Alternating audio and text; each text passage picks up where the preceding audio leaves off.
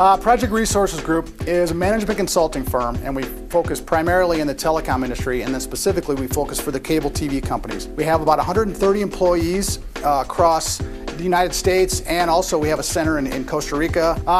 Basically late 2010, the company was moving along, we were progressing. We had just opened up our office in Costa Rica, and we had a lot of moving parts across all lines of business of our company. My partner approached me and he asked me if I would be interested in basically starting the process for buying him out. We initiated the documentation for that, and then it kind of hit me like a cold slap to say, I got to get some help.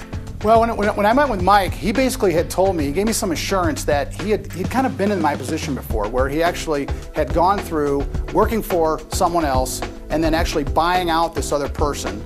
So that kind of gave me a little insight and some confidence to say, hey, maybe this guy's already kind of been down the path I'm looking at and I'm facing. What I didn't want to do is I didn't want to get another year or 2 years down the road and have made some decisions that were poor that could have been avoided had I got some outside help from a business coach. So I then took the leap and then joined CEO Club. I took the schedule that the CEO Club group was following.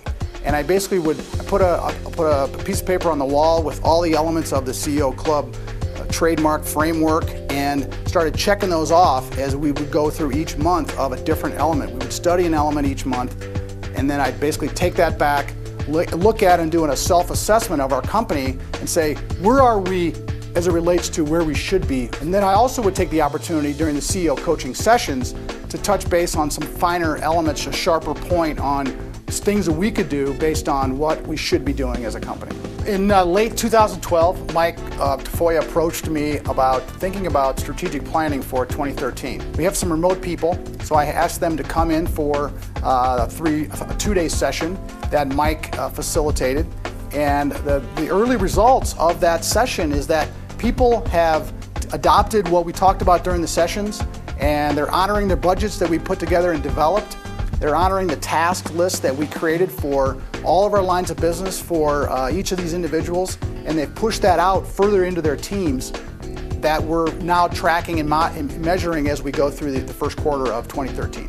You know, as I ascended to the new role with the company moving beyond a kind of a dual ownership, dual management perspective into a single owner, single presidency, if you will, I reflected on the company growth, and I appreciated the efforts of all the teamwork and all the coaching I had experienced.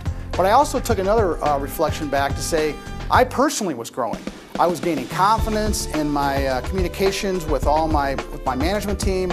I was gaining confidence with my communication with my clients, and I had moved past that kind of fear factor that I was looking at before this transition happened.